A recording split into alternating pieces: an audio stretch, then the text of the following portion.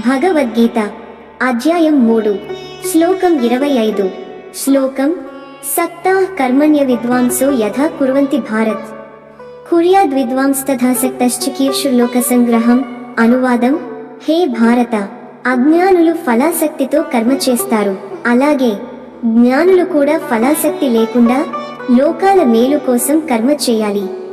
వివరణ: కృష్ణుడు అర్జునునికి చెబుతున్నది, అజ్ఞాని ఫలమనే ఆశతో పని చేస్తాడు, కానీ జ్ఞాని కర్తవ్యబద్ధతతో సమాజం ముందుకు సాగాలనే ఉద్దేశంతో పని చేయాలి.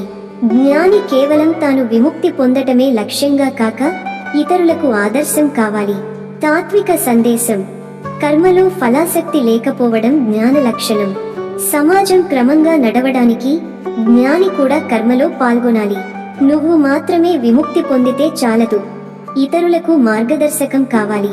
ఉదాహరణ: ఒక మంచి టీచర్ తనకు అన్నీ తెలిసినా బోధన ఆపిపెట్టడు, ఎందుకంటే విద్యార్థులు జ్ఞానం పొందాలి, సమాజం ముందుకు సాగాలి. End not.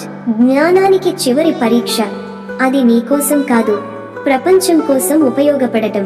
ఓం శాంతి శాంతి శాంతి. కామెంట్లలో మీ అభిప్రాయాన్ని చెప్పండి, లైక్ చేయండి. ఈ తాత్విక సందేశాన్ని మీ మిత్రులతో షేర్ చేసుకోండి. తదుపరి శ్లోకానికి ఛానల్ సబ్స్క్రైబ్ చేయండి. ధన్యవాదములు. జై శ్రీ కృష్ణ.